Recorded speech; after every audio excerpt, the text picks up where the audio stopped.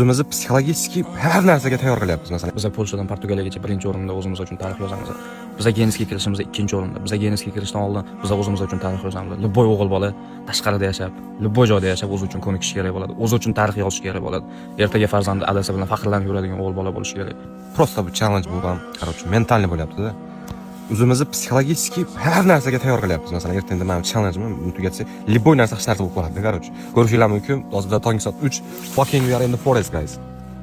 Biz tashqaridamiz, qo'lni chodirimiz ham yonimizda har xil hayvonlarning ovozi kelyapti. Boshida men qo'rqdim, to'g'risi. Juda ham qo'rqdim, Adlan ham qo'rqdi. Biz shuna tashqariga chiqishga qaror qildik, chunki tashqari hozir videoda ko'rgan odam buni tushunmasligi mumkin, lekin o'zingizlar masjidda bo'lganingizdan keyin tushunasizlar. Sizlarda bor yo'q, bizda ham bor. Polshadan Portugaliyagacha 6000 kilometr yurib, biz o'zimiz uchun tarix yozamiz. Bu komfort haqida emas bu. Biz suffering, qarabchi. Biz suffering. Ha.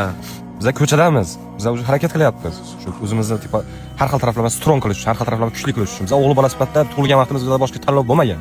Biz shu hayotda har xil narsalarga moslashish uchun, har xil challengelarni bosib o'tish uchun tug'ilganmiz.